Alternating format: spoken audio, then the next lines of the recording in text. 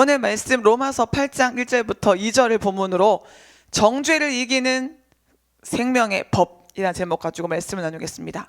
그러므로 이제 그리스도 예수 안에 있는 자에게는 결코 정죄함이 없나니 이는 그리스도 예수 안에 있는 생명의 성령의 법이 죄와 사망의 법에서 너를 해방하였습니다.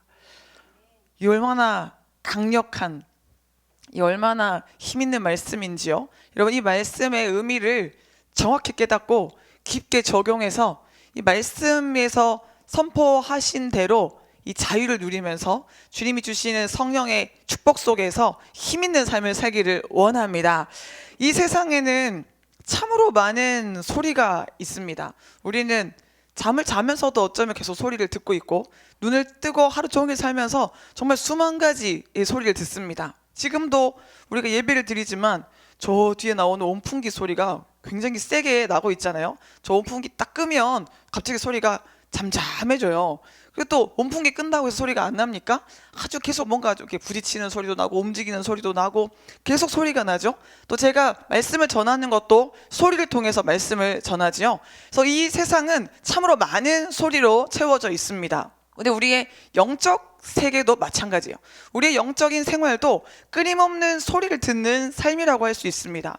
참으로 우리 내면에 여러 가지 소리가 들려옵니다. 하나님이 주시는 소리가 있고 악한 영이 내는 소리가 있습니다. 내 자아, 내 욕심에서 나오는 소리도 있습니다. 그래서 영성 훈련이라는 것이 무엇입니까? 소리의 출처를 구분하고 들어야 할 소리에 집중하고 듣지 말아야 될 소리를 버리는 과정이 영성 훈련입니다. 그래서 영성이 훈련되면 훈련될수록, 영성이 깊어지면 깊어질수록 우리는 선택과 집중을 잘하게 돼요. 무엇을 들어야 하는지를 금방 분별할 수 있고 버려야 될 것을 단호하게 버리게 되고 들어야 할 소리에 오롯하게 집중하게 됩니다. 여러분, 오늘 소리를 선택하고 소리를 분별할 수 있는 힘을 기르기를 소원합니다.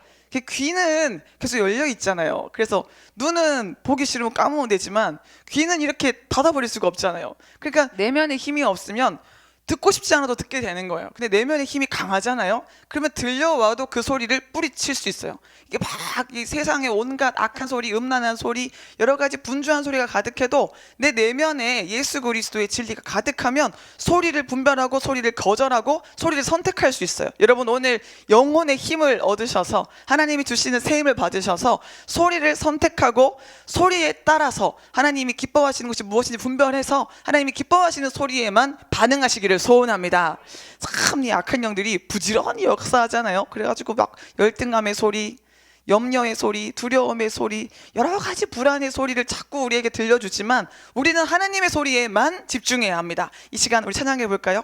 하나님의 음성을 듣고자 기도하며, 하나님의 음성을 듣고자 예배하며, 하나님의 음성을 듣고자 찬양하면 주님께서 들으시고 우리의 기도에 응답하시고 우리에게 하나님의 음성을 듣게 하시는 줄로 믿습니다. 여러분, 하나님의 음성으로 말미암아 여러분의 속사람이 새 노래를 부르는 시간 되기를 원합니다. 우리 뜨겁게 찬양합시다.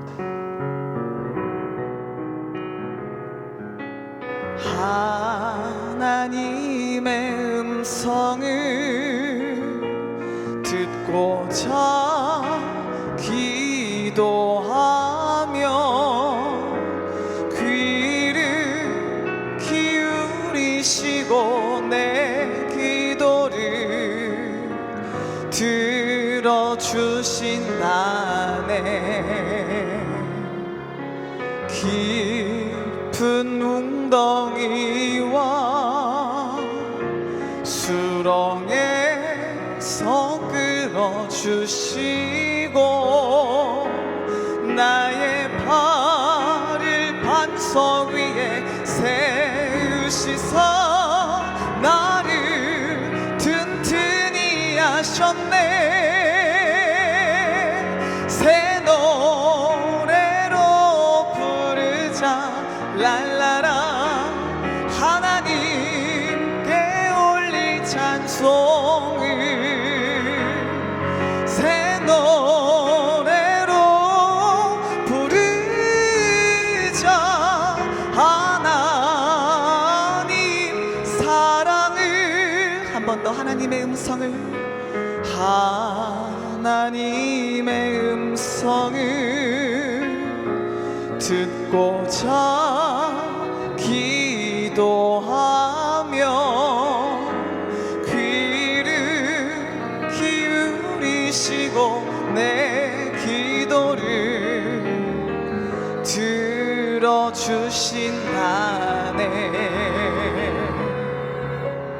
깊은 웅덩이와 수렁에서 끌어주시고 나의 발을 반석 위에 세우시사 나를 든든히 하셨네. 새 노래로 부르자 랄라라 하나님께 올릴 찬송을 새 노래로 부르자 하나님 사랑을 주를 의지하고 교만하지 않으며 거짓에 치우치지 아니하며 복이 있으리라. 여호와 나의 주는 크신 권능의 주라. 주의 크신 권능으로 우리들을 사랑하여 주시네. 새 노래로 부르자 랄라라 하나님께 올릴 찬송을 새 노래로 부르자 하나님 사랑을. 아멘. 주의 음성을 듣고자 하는 것이 얼마나 귀한지 몰라요. 주의 음성을 듣고자 하면 주께서 뭐라고 말씀하세요? 우리를 사랑한다 하시잖아요. 주의 음성을 내가 들으니 사랑한단 말일세. 우리의 현재 모습이 너무 초라하고 연약하고 더러울지라도 주님은 우리를 사랑한다고, 내가 너와 함께 한다고, 내가 너를 통해서 큰 일을 행하고 싶다고 이렇게 우리에게 사랑의 메시지를 주시잖아요. 여러분 지금 영의 귀가 활짝 열려서 여러분을 향한 하나님의 사랑의 메시지를 듣기를 원합니다. 그리고 정죄하고 두렵게 만들고 우리의 믿음을 약하게 만드는 이 악한 영의 소리를 단호하게 거절하시기를 소원합니다. 꼭 보면 같은 죄에 넘어져요. 같은 소리에 반응하면서 약해져요. 공격받아요.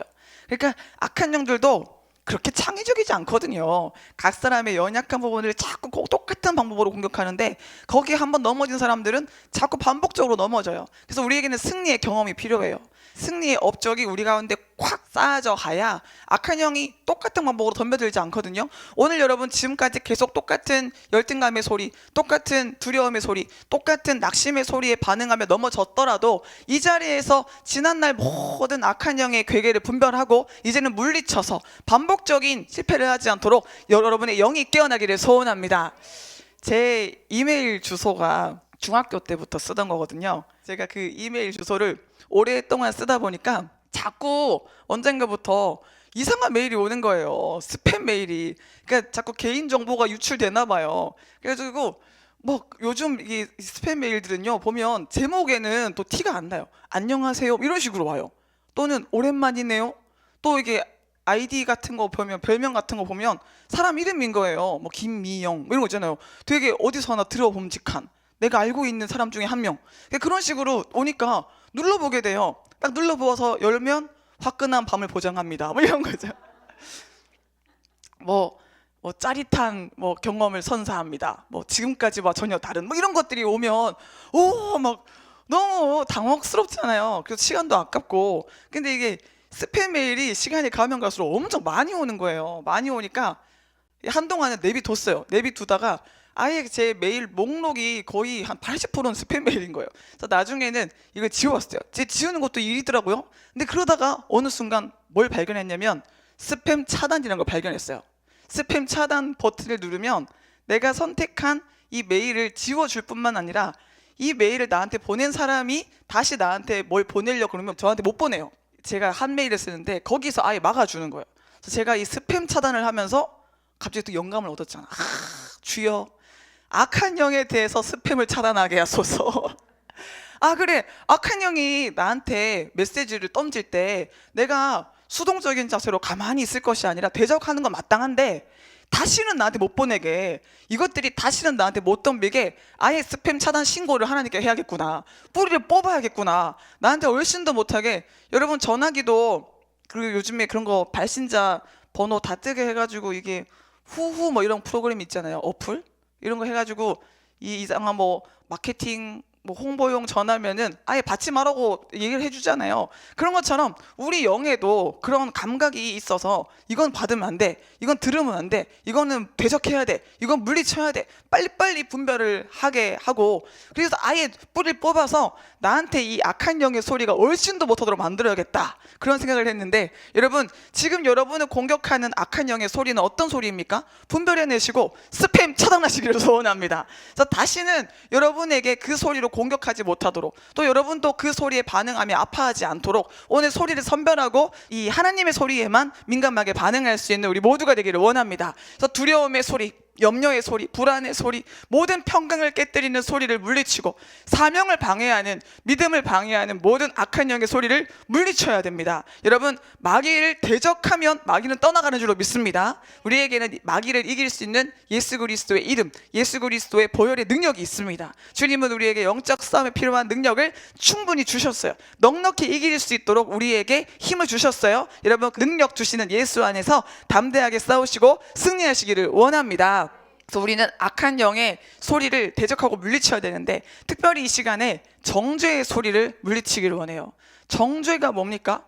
죄를 드러내서 벌받게 하는 거예요. 정죄는 헬라어로 카타크리마인데요, 어떤 행위에 대해서 판단을 따라 평가하는 것을 의미합니다. 이 사람은 지금 상당히 악하게 행동했기 때문에 이런 죄를 받아야 됩니다. 이런 벌을 받아야 됩니다. 이런 대우에 있어야 되고, 이런 이 신분에 있어야 됩니다. 이런 처지에 있어야 됩니다. 이 사람의 이 형벌을 촉구하는 것이 정죄입니다. 즉, 정죄는 죄가 있다고 단정지어서 죄인의 실체를 드러내고 죄인의 형벌을 촉구하는 겁니다. 근데 여러분, 오늘 본문에 보면 예수 그리스도 안에 있는 자에게는 결코, never, 절대로 정죄함이 없다고 했어요. 여러분, 우리를 의롭다 하신 이가 하나님이시기 때문에, 우리를 의롭게 하시려고 예수 그리스도가 십자가에서 죽으셨기 때문에 우리는 결코 정죄함이 없는 사람들인 줄로 믿습니다. 그래서 우리가 또 정죄의식에 시달리면, 또 정죄받고 참소당해서 아파한다면 예수의 십자가를 무력하게 만드는 거예요. 예수의 십자가를 우리가 저평가하는 꼴이 되는 거죠. 여러분, 예수의 십자가의 공로로 말미암아 우리는 결코 정죄함이 없는 자유하고 담대한 인생을 살게 된 줄로 믿습니다. 그래서 이사야 50장 7절에 보면 이런 말씀이 있어요. 주 여호와께서 나를 도우심으로 내가 부끄러워하지 아니하고. 죄가 없어서 안 부끄러운 게 아니라 죄는 분명히 자명하게 있어요. 우리는 죄를 지어서 죄인이 아니고 죄인이라 죄를 짓잖아요. 나도 모르는 사이에 죄를 지어요. 우린 존재 자체가 죄인이에요. 그렇기 때문에 죄는 늘 있어서 부끄러울 수밖에 없지만 여호와께서 나를 도우심으로 내가 부끄러워하지 않는다고 했습니다. 내 얼굴을 부싯돌같이 굳게 하였으므로 내가 수치를 당하지 아니할 줄 아노라. 돌 중에 제일 딱딱한 게 부싯돌 아닙니까? 이게 부딪혀가지고 이렇게 불을 낼 수 있을 정도로 딱딱한 그 부싯돌 같이 얼굴을 단단하게 하는 거예요. 근데 이거는 뻔뻔하게 한다는 뜻이 아니고 그만큼 하나님의 이 의롭게 하시는 공로를 의지하게 한다는 거예요. 하나님께서 주신 은혜를 의지해서 얼굴이 부싯돌처럼 강해져서 사탄의 참소에도 얼굴이 빨개지거나 부끄러워지지 않는다는 겁니다. 나를 의롭다 하시는 이가 가까이 계시니 나와 다툴 자가 누구냐? 나와 함께 설지어다. 나의 대적이 누구냐? 내게 가까이 나올지어다. 얼마나 담대한지 몰라요. 누가 나한테 덤빌래? 하나님이 나랑 가까이 계시는데, 하나님이 나와 함께 하시는데 누가 내게 맞설래? 이렇게 담대하게 선포합니다. 보라, 주 여호와께서 나를 도우시리니 나를 정죄할 자 누구냐? 보라, 그들은 다 옷과 같이 헤어지며 좀이 그들을 먹으리라. 너희 중에 여호와를 경외하며 그의 종의 목소리를 청종하는 자가 누구냐? 흑암 중에 행하여 빛이 없는 자라도 여호와의 이름을 의뢰하며 자기 하나님께 의지할지어다. 그래서 하나님을 의지하는 자는 이렇게 당당하게 누가 나를 정죄해, 누가 나를 참소해, 이렇게 외칠 수가 있는 거예요. 그래서 사도 바울이 오늘 로마서 8장 1절 2절을 시작하면서 그리스도 예수 안에 있는 자에게는 결코 정죄함이 없다라고 선포했는데, 이어서 이 8장 33장 33절 34절에 보면 누가 능히 하나님께서 택하신 자들을 고발하리요? 의롭다 하신 이는 하나님이시니 누가 정죄하리요? 이사야 선지자랑 같은 말을 하는 거예요. 누가 정죄하리요? 죽으실 뿐 아니라 다시 살아나신 이는 그리스도 예수시니 그는 하나님 우편에 계신 자요 우리를 위하여 간구하시는 이시니라. 여러분, 하나님의 아들 예수 그리스도가 우리를 위해 죽으셨기 때문에, 지금도 우리를 위해서 기도하시기 때문에 우리는 그 누구에게도 정죄받지 않는 줄로 믿습니다. 여러분, 모든 정죄하는 악한 영의 소리를 분별해내시고 몰아내시기를 소원합니다. 그리고 생명의 법인 성령의 인도를 받아서 은혜로 말미암는 삶을 사는 우리 모두가 되기를 간절히 소원합니다. 그래서 정죄하는 소리에는 반드시 악한 영의 역사가 있다는 것을 알아야 됩니다. 성도를 의기소침하게 만들고 주눅들게 만들어서 죄책감에 시달리게 만드는 건 악한 영의 계략입니다. 그래서 악한 영은 정죄를 통해 일합니다. 너 이런 죄 지었지.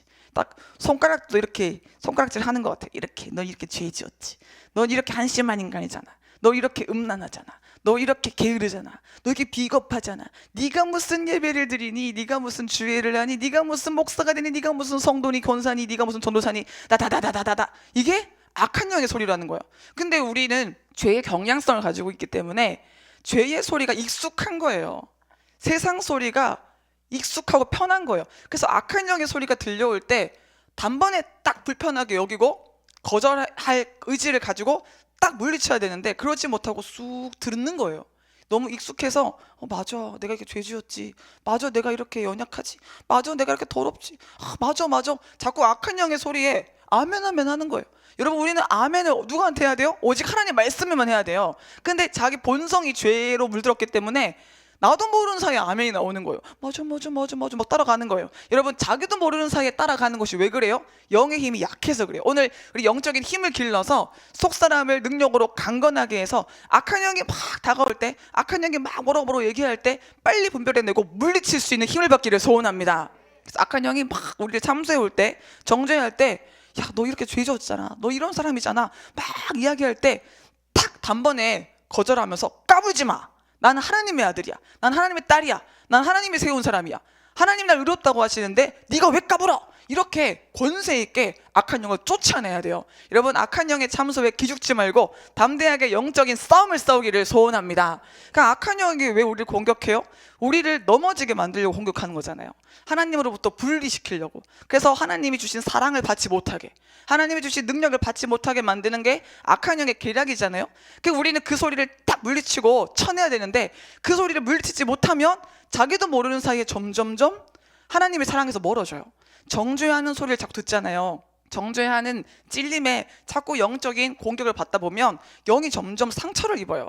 영이 점점 아파지고 피곤해지고 영이 점점 힘이 빠지면서 점차 하나님의 사랑에서 아득하게 멀어져요. 아, 그래, 하나님이 나 같은 거 사랑하시겠어?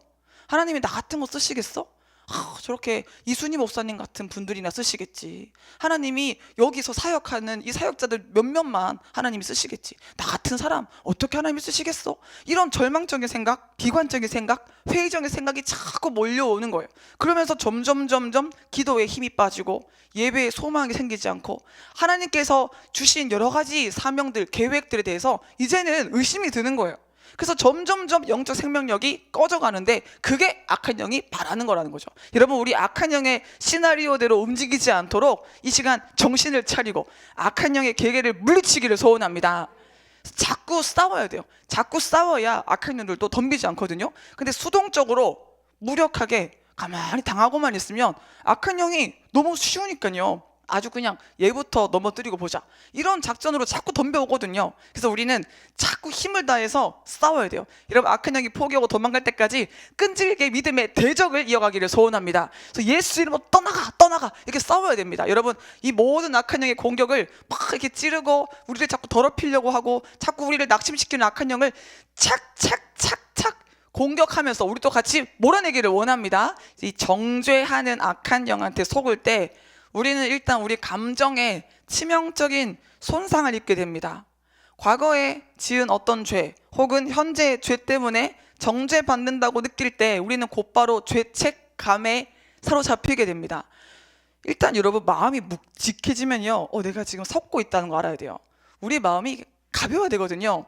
영이 가벼워야 돼요. 좀 기술이 좀 더 발전한다면 영을 잴 수 있는 몸무게, 체중계가 있으면 좋겠어요. 영적으로 보면 우리가 시험에 들고 영적 침체에 빠지면 누구나 할 것 없이 묵직하거든요. 몸이 빼빼하고 살이 없는 사람도 영적으로 상태가 안 좋잖아요. 믿음이 약해지고 은혜가 떨어지면 누구나 할 것 없이 묵직해집니다. 표정도 묵직하고 말도 행동도 묵직해가지고 그냥 인생 자체가 근심인 거예요. 막 무거운 거예요. 그래서 수고하고 무거운 짐을 혼자 다 지고 이고 하면서 피곤한 인생을 살아가요. 그런데 영이 건강해지면, 은혜 받으면 어떻습니까? 갑자기 사람이 이렇게 확 가벼워져요. 날개 단 것처럼. 그래서 여러분, 일상생활 하다가도 뭔가 무거워진다, 답답하다, 힘들다, 그럴 때 이걸 영적으로 해석해야 돼요. 나 오늘 많이 몸이 피곤한가 보네. 물론 몸이 피곤할 수도 있겠지만 우리는 영과 육을 구분할 수 있잖아요. 그래서 자꾸 예비를 드리다 보면 이게 지금 영적인 반응인지 육적인 반응인지 구분할 수 있어요. 그래서 자꾸 생각을 해봐야 돼요. 내가 지금 어떤 영적 공격을 받았나, 내가 어떤 소리 배우에서 역사하는 악한 영에게 속고 있나, 어떤 사건 배우에서 역사하는 악한 영에게 내가 지금 공격받고 있나, 자꾸 영적으로 해석해보고 기도를 통해서 이 문제를 풀어야 돼요. 여러분, 기도 외에 다른 것으로는 이런 종교가 나갈 수 없다 했기 때문에 기도로 모든 문제의 근원을 해결받기를 원합니다. 그래서 자꾸 마음이 무거워질 때, 자꾸 마음이 지칠 때, 그때마다 기도로서 영의 문제를 해결받아야 되는데요, 자꾸 이 정죄가 찾아오면 우리의 마음에 죄책감이 생겨서 마음이 무거워진다는 거예요. 마음이 이렇게 쑥 무거워지면서 마음의 기쁨이 사라져요. 소망이 사라져요. 죄책감이 찾아오는 순간 우리에게 뭐가 생기냐면요, 낮은 자존감이 생겨요. 나 같은 사람이 뭘 할 수 있겠냐, 나는 이렇게 비참한 냄새나는 더러운 죄인이다라는 생각이 듭니다. 이미 용서받은 죄에도 계속 묶이는 삶을 피할 수가 없어요. 하나님은 우리가 회개하면 우리의 죄를 바다에 던지시고 발로 밟으시고 다시는 기억하지 않으시거든요. 우리 하나님은 하나님을 위해서, 하나님의 이름을 위해서 우리를 용서하시거든요. 하나님의 나라와 하나님의 의를 위해 우리 쓰셔야 되니까 용서하시고 사랑하시거든요. 근데 그 사랑의 차원을 알지 못하는 어리석은 인간들은 자기 죄책감에 묶여서 사랑을 알지 못하고 이미 용서받은 죄에도 또 묶이는 거예요.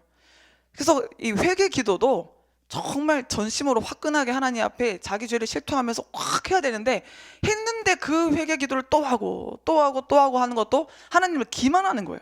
하나님 용서한다고 했는데, 하나님이 됐다고 했는데 또 잘못했다 그러고, 또 용서해달라 그러고, 또 회개한다 그러고, 같은 죄에 대해서 반복적으로 회개하는 것도 어쩌면 진정한 회개가 안 된 거라고 볼 수 있어요. 여러분, 우리 이 죄로 인해서 묶여있는 모든 결박이 예수 이름으로 지금 다 풀어지기를 원합니다. 우리 인생에 고통을 가져다 주는 건 다 근본적으로는 죄거든요. 돈 없어서 힘든 것 같지만 사실은 돈 없어서 힘든 거는 문제의 표면이고, 문제의 뿌리에는 죄가 있어요. 몸이 병들어서 아프고 고통스러운 것 같지만 그 고통이 육신의 고통을 넘어선 영적 고통이라면 그 영적 고통은 죄로 말미암은 거예요. 그래서 우리는 이 근본적인 고통이 다 죄로 말미암은 거라는 것을 분별해서 죄의 문제를 풀어내야 돼요. 여러분, 죄의 문제를 해결하는 힘은 예수 그리스도의 십자가에 있는 줄로 믿습니다. 예수 그리스도의 보혈이 우리의 많은 주홍 같은 씻을 수 없는 죄들을 깨끗하게 씻어주시는 줄로 믿습니다. 그래서 죄의 문제를 해결받으려면 겸손해야 돼요. 내가 뭐 좀 할 수 있을 거라고 여기는 사람들은 죄도 자기 힘으로 이겨보려고 그러는 거예요. 자기의 선행으로, 자기의 잘남으로, 자기의 공로로 죄의 문제를 해결하려고 하다 보니까 자기한테 속는 거예요. 자기 배후에서 역사한 악한 영에게 속아서 자꾸 자기 딜레마에 빠져버리는 거예요. 여러분, 우리는 결코 죄의 문제를 해결할 수 없습니다. 우리는 죄책감의 문제, 예수 그리스도의 십자가에 다 내려놓고 오직 그의 공로만을 의지해서 죄의 문제를 해결받아야 할 줄로 믿습니다. 오직 그의 말씀으로, 은혜로, 십자가의 공로로 죄에서 자유를 얻어서 하나님의 은혜로 당당하게 살아가는 우리 모두가 되기를 원합니다. 그런 의미에서 한번 또 찬양합시다. 죄에서 자유를 얻게 함은 보혈의 능력, 예수의 보혈. 우리 힘차게 찬양해서 이 찬양은 정말 1000번 불러도 부족하고 10,000번 불러도 부족하고 1,000,000번을 불러도 부족합니다. 여러분, 보혈의 능력을 적용하시기를 원합니다. 죄에서 자유를 얻게 함은 보혈의 능력, 주의 보혈, 시험을 이기는 승리되니 참 놀라운 능력이로다. 죄에서 자유를 얻게 함은 보혈의 능력, 주의 보혈, 시험을 이기는 승리되니 참 놀라운 능력이로다. 주의 보혈 능력이 또다. 주의 피 믿으오, 주의 보혈 그 어린 양의 매우 귀중한 피로다. 육체의 정욕을 이기는 보혈의 능력, 주의 보혈 정결한 마음을 얻게 하니 참 놀라운 능력이로다. 주의 보혈 능력이 또다. 주의 피 믿으오, 주의 보혈 그 어린 양의 매우 귀중한 피로다. 눈보다 더 희게 맑히는 것 보혈의 능력, 주의 보혈 부정한 모든 것 밝히시니 참 놀라운 능력이로다. 주의 보혈 능력이 또다. 주의 피 믿으오, 주의 보혈 그 어린 양의 매우 귀중한 피로다. 구주의 복음을 전할 제목 보혈의 능력, 주의 보혈 날마다 나에게 찬송 주니 참 놀라운 능력이로다. 주의 보혈 능력이 또다. 주의 피 믿으오, 주의 보혈 그 어린 양의 매우 귀중한 피로다. 주의 보혈, 주의 보혈 능력이 또다. 주의 피 믿으오, 주의 보혈 그 어린 양의 매우 귀중한 피로다. 주의 보혈이, 주의 보혈 능력이 또다. 주의 피 믿으오, 주의 보혈 그 어린 양의 매우 귀중한 피로다. 주의 보혈이, 주의 보혈 능력이 또다. 주의 피 믿으오, 주의 보혈 그 어린 양의 매우 귀중한 피로다. 아멘. 예수의 보혈이 우리를 깨끗하게 희게 새롭게 하는 줄로 믿습니다. 우리가 과거에 어떤 죄를 저질렀더라도, 우리가 무의식적으로 어떤 죄를 축적해 왔다 할지라도 예수의 보혈이 우리를 깨끗하게 씻어 주십니다. 우리 조상들의 죄까지도 예수의 보혈이 다 씻어 주시는 거예요. 우리의 조상들이 지은 죄가 예수 그리스도의 보혈의 효력이 아니면 다 우리에게 전가되죠. 그래서 우리가 죄의 영향력 아래 있을 수밖에 없죠. 정말 이 나라 얼마나 한이 많은 민족입니까? 얼마나 많은 이 전쟁과 여러 가지 이 박해 어려운 이 시기를 통과하면서 우리나라에 얼마나 이 무속신앙, 하나님이 기뻐하지 않는 문화가 얼마나 많습니까? 그래서 막 제사 안 지내는 집이 없고, 무당 굿 안 한 집이 없고, 저만 치는 사람이 없고, 다 이렇게 하나님을 대적하는 일들을 행하며 살아왔는데, 우리는 예수 그리스도의 보혈로 말미암아 그 모든 조상 죄까지도 다 씻음 받고 이 얼마나 큰 복음인지 몰라요?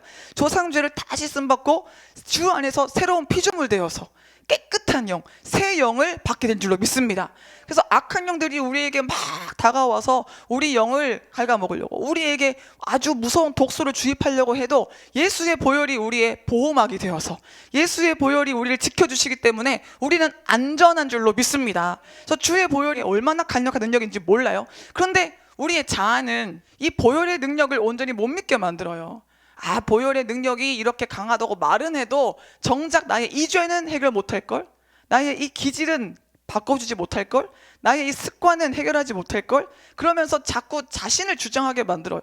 보혈의 능력을 약화시키는 건 자기 안에 있는 자아인 거예요. 그래서 자아가 센 사람일수록 자꾸 복음을 불완전한 것으로 자기가 만들어버려요. 여러분, 오늘 우리는 우리의 자아를 뛰어넘는, 죄성을 뛰어넘는 십자가 복음을 온전히 신뢰해야 할 줄로 믿습니다. 그래서 악한 영이 정죄하는 소리를 통해 역사할 때, 그때 우리는 십자가를 딱 짊어지고 무슨 소리 하는 거냐? 나는 약하지만 십자가가 나를 거룩하게 했다. 나는 더럽지만 십자가가 나를 깨끗하게 했다. 십자가를 내세워서 승리하는 우리가 되기를 원합니다. 그래서 정죄함에서 완전히 해결을 받으려면 사도 바울처럼 인생의 주체가 바뀌어야 돼요. 생명의 성령의 법이 죄와 사망의 법에서 나를 자유롭게 했음을 믿고 그것을 선포할 수 있어야 돼요. 내가 어떠해서가 아니라, 내가 기도 많이 해서, 내가 영성훈련 받아서, 내가 집사라서, 내가 권사라서가 아니라, 내가 목사라서, 내가 전도사라서가 아니라, 나의 어떠함 때문이 아니라 생명의 성령의 법이, 하나님의 은혜가, 예수 그리스도의 십자가가 나를 깨끗하게 했음을 믿고 증언해야 하는 줄로 믿습니다. 여러분, 여러분의 인생을 이끌어가는 원동력이 하나님이 되기를 원합니다. 나를 내려놓고 십자가만을 내세우고 십자가만을 의지하여서 영적 자유와 권세를 누리는 우리 모두가 되기를 간절히 소원합니다. 근데 이 십자가를 확 붙잡지 못하고 자기가 어떠함을 돌아보고 있으면, 자기가 어떤 사람인지에 대해서 주목하고 있으면 십자가의 효력을 적용할 수 없는 거죠. 그래서 정죄받는 순간 하나님의 사랑을 느끼지 못하고 수치심을 느끼면서 영적으로 위축됩니다. 그러니까 하나님은 언제나 우리를 사랑하시잖아요. 하나님의 사랑이 커졌다가 작았다 하겠습니까? 하나님은 동일하게 우리를 사랑하세요. 하나님은 언제나 우리와 함께 하세요. 두려워하지 말라, 내가 너와 함께함이라. 놀라지 말라, 나는 너의 하나님이 됨이라. 내가 너를 도와주리라. 내가 너를 굳세게 하리라. 참으로 나의 의로운 팔로, 크고 강한 의로운 팔로 너를 붙들어 주리라 말씀하셨는데, 그 말씀하신 언약대로 항상 그 크고 강한 팔로, 친절한 팔로, 오른팔로 우리 붙잡아 주시거든요. 근데 문제는 우리가 사탄의 정죄하는 소리에 속으면 하나님의 팔을 우리가 놓는 거예요. 사탄의 참소하는 소리에 우리가 공격당하면, 분별을 내지 못하면 우리가 하나님의 편을 놓고 우리가 떨어져 나가는 거예요. 그래서 우리가 왔다 갔다 하는 거예요. 우리가 자꾸 속는 겁니다. 여러분, 언제나 우리와 함께 하신 하나님의 임재, 하나님의 동행하심을 믿으면서 사탄의 소리를 몰아내고 하나님과 동행하는 우리가 되기를 원합니다. 죄의 값은 사망이기 때문에 정죄하는 소리에 자꾸 넘어가는 사람들은 자꾸 사망의 이 늪에 빠지게 됩니다. 죽음과 파멸에 스스로 처하게 됩니다. 그래서 죄의 법으로 인해서 정죄당한 사람은 죄의 감옥에 갇혀서 수치와 두려움을 느끼고 고통당합니다.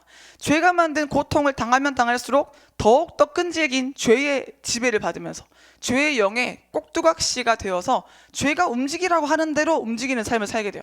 이때 과감하게 십자가를 팍 들고 확 뿌리치면 되는데 이걸 못하는 거예요.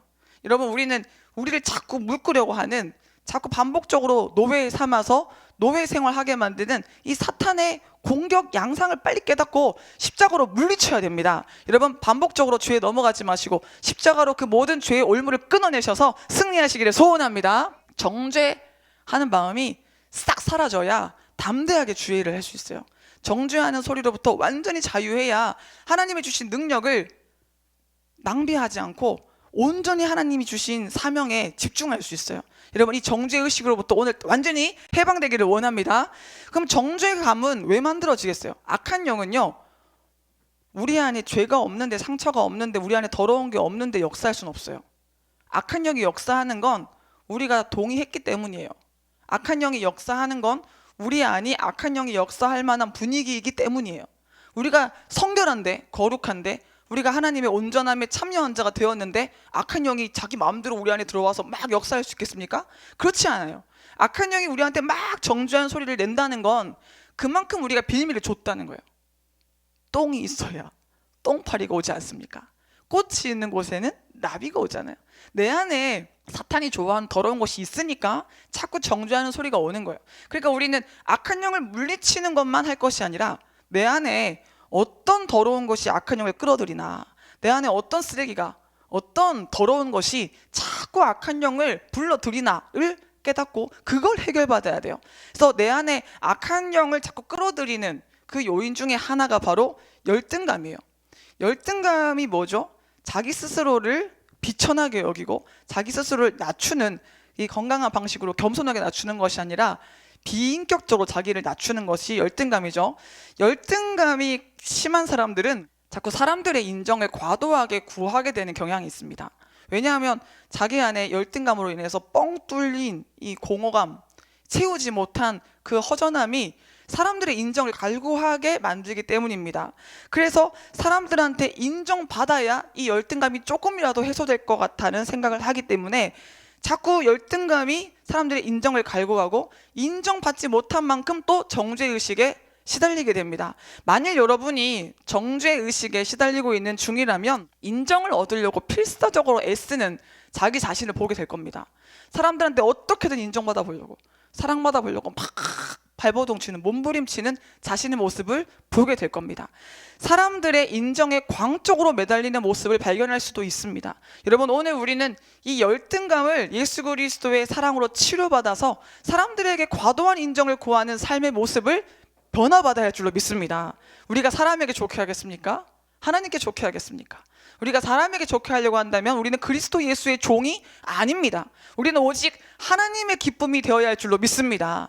하나님의 기쁨이 되려고 달려가다 보면 저절로 사람들에게도 덕을 끼치고 인정받게 됩니다. 누가 알아주든 알아주지 않든 관계없이 흔들림 없는 삶을 살 수가 있습니다. 그런데 사람의 인정을 구하면 사탄에게 속기가 딱 좋은 거죠. 그래서 스스로 자신을 좋게 느껴보려고 사람들의 인정을 절실히 필요로 하는 사람들은 자꾸 인정에 중독되는 경향이 있어요. 어떻게든 칭찬을 받아야 직성이 풀리는 거예요. 멋있게 옷을 입어요. 근데 옷을 입는 이유가 인정받으려고. 누가 나 옷 잘 입는다고 안 해주나? 내 옷 멋있다고 안 해주나? 나 이쁘다고 안 하나? 자꾸 이렇게 보는 거예요. 그러다가 누가 나 이쁘다고 해줘요. 너 옷 오늘 멋있다. 오늘 너 유달리 이쁘네? 그러면 이렇게 막 아주 막 급격하게 막 기분이 좋아지고 자존감이 일시적으로 붕 상승하는 것 같습니다. 근데 아무도 자기를 안 알아주든지, 혹은 누가 뭐 그렇게 입었냐 옷을 뭐 이렇게 얘기한다든지, 누가 좀 이렇게 냉정한 시선으로 본다면 갑자기 기가 팍 죽습니다. 그걸로 승부하려고 했는데, 그걸로 자기의 이 존재감을 입증하려고 했는데 그게 안 되니까 공부로, 또는 물질로, 또는 교회 내에서 어떤 경우에는 영권으로 또 자기 존재감을 과시하려는 사람들도 있습니다. 나 이렇게 영빨 있어. 영빨이란 말이 무슨 말인지 아시겠어요? 나 이렇게 권세 있어. 나 이렇게 영적으로 힘 있는 사람이야를 과시하기 위해서 일부러 기도할 때 과격하게 크게 하는 사람들이 있습니다. 왠지 이 좀 얌전하게 기도하면 영권이 약해 보이는 듯한 생각이 드니까 남들 보라고, 남들이 보기에 저 사람 진짜 영권 있다 이렇게 보이게끔 방언도 막 예사롭지 않습니다. 막 우와 클라블라블 이러면서 막 아랫배에 막 힘을 단단히 주면서 여잔데 남자 목소리를 내면서 우와 이렇게 막 그러면서 와 과격하게 막 손짓 발짓 다 쓰면서 막 와 기도하면 스스로 생각하는 거예요. 사람들이 나 엄청 영권 있다고 보겠지? 나 엄청 대단하다고 보겠지? 그러면서 자기 존재감을 입증시키려고 하는 사람들이 많습니다. 혹시 여러분은 어때요? 여러분은 무엇을 통해서 여러분의 존재감을 입증시키려고 합니까? 이 권사님은 요리를 진짜 잘해. 이 권사님의 요리를 따라올 사람이 없어. 이런 말씀, 이런 말을 들으면서 여러분의 존재감을 입증시키려고 합니까? 이 사람은 설교 정말 잘하잖아. 이 사람은 전도 잘하잖아. 이 사람은 반죽 진짜 잘하잖아. 여러분은 무엇에서 여러분의 존재감을 입증하려고 합니까? 여러분, 우리는 행위로서 우리의 존재감을 입증하려 하지 말고 우리 존재 자체를 사랑하시는 하나님의 은혜 안에서 우리는 이미 특별한 사람임을 깨달아야 할 줄로 믿습니다. 뭘 해서 소중한 사람이면 그 사람은 도구인 거예요. 안타깝지만 도구적인 삶으로 스스로 자기를 여겨버리는 거예요. 설교 잘해서 소중한 사람이면 설교 못하면 안 소중하잖아요. 요리 잘해서 소중하면 요리 못하면 이제 안 소중한 거예요. 반주 잘해서 이 사람이 필요한 사람이면 이제 더 잘하는 사람 오면요, 그 더 잘하는 사람이 필요한 사람이지 이 사람은 이제 또 필요 없는 사람이 돼버리는 거잖아요. 그래서 우리는 행위에 따라 움직이는 사람이 아니거든요. 근데 악한 영이 자꾸 세상적인 가치관을 우리에게 주입시켜서 1등, 2등, 3등, 4등, 너는 잘난 사람, 너는 못난 사람, A, B, C 등급 매기게, 무슨 한우도 아닌데 자꾸 등급을 매겨가지고 우리를 스스로를 자꾸 저평가하게 만든다는 거예요. 여러분, 우리는 이미 특별한 줄로 믿습니다. 우리는 이미 특별한 거예요. 왜 그렇습니까? 하나님이 우리 사랑하셔서 그래요. 사랑에는 이유가 없잖아요. 사랑하기 때문에 그냥 특별하잖아요. 하나님이 이스라엘 민족을 택하신 건 그들이 오히려 수요가 작아서 다만 그들을 사랑하심으로 말미암아라고 했어요. 여러분, 하나님은 우리를 뭐 어떤 이유 때문에 사랑하시는 게 아니에요. 그래서 자꾸 사탄이 우리를 어떤 행위 때문에 이 사랑받는 존재로 전락시키려고 하는데 거기에 속지 마시고, 우리는 이미 하나님께서 창조하신, 하나님이 하나님의 형상과 모양대로 빚어주셔서 하나님의 생기를 불어넣은, 하나님의 성령을 우리에게 주신 하나님의 자녀라는 것을 깨닫고 존재로서 특별한 우리 인생을 누리기를 원합니다. 그래서 불안해서 열심히 하는 게 아니고 사랑받아서 기뻐서 열심히 해야 돼요. 그래서 행위의 동기를 잘 봐야 돼요. 열등감이 강한 사람들은 뭘 하든지 불안해서 열심히 해요. 저는 어릴 때 1등병 환자였는데 그게 불안해서 열심히 한 거였어요. 악한 영한테 속으니까, 그때 제가 교회 안 다닌 거 아닌데요, 정말 나름대로 열심히 특심으로 교회 다니고 신앙생활을 했는데 정말 예배 꼬박꼬박 나가고 말씀도 얼마나 나름대로 많이 보고 했는지 몰라요. 그렇지만 사탄에게 속아버리니까 저희 이상한 틀이 생겨가지고 내가 1등 안 하면 부모님이 나 버릴 거야. 내가 회장 안 되고, 내가 전교 회장 안 되고, 내가 어디 가든지 리더가 안 되면 난 사랑받을 수 없어. 그런 생각이 드는 거예요. 그래서 제가 공부했던 동기는 불안함이었어요. 불안해서 공부했어요. 이 사람들한테 나름대로 잘 하려고 애쓴 것도 불안해서, 이 사람이 떠날까 봐, 이 사람이 나 안 좋아할까 봐, 이제 뭐 내가 가지고 있던 소중한 것이 이제는 나를 떠날까 봐, 내가 잃어버릴까 봐, 이런 무서운 생각에 사로잡혀서 공포심에 붙들려서 자꾸 열심히 사는 거예요. 그래서 제가 이 영성훈련 받기 전에 인생은요, 이 불안함이 인생 가운데 가득 차서 한시도 편하게 쉴 날이 없었던 것 같아요. 끊임없이 스트레스 받고 불안해하고 두려워하면서 그 꽃다웠던 10대 시절을 보냈던 것 같은데, 그게 아까워요. 그때 좀 더 행복하게 지냈으면, 그때 좀 더 자유롭게 하나님의 사랑을 누렸으면 얼마나 좋았겠나 싶지만, 그래도 빨리 제가 우리 담임 목사님 만나서 이 사탄에게 속았던 시간을 깨닫고 이제 돌이켜서 진리 안에 자유가 무엇인지 알게 되니 이게 얼마나 큰 은혜입니까? 여러분은 어떻습니까? 두려워서 불안해서 일하고 있지는 않습니까? 불안해서 기도하고 있지는 않아요?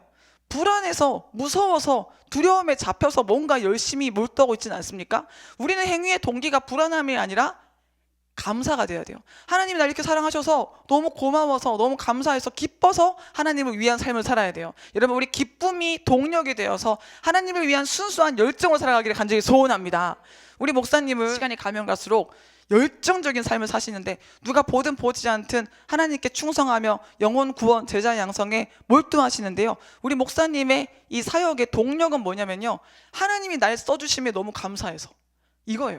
하나님이 나를 써주심이 너무 감사해서, 하나님께서 우리 목사님을 쓰시는 게, 목사님은 그게 너무 감격스럽대요. 그래서 더 쓰임받고 싶고, 조금이라도 더 하지 못해서 안타깝고, 그런 마음으로 주님 앞에 헌신하시는 거예요. 그러니까 행복한 거 아니겠습니까?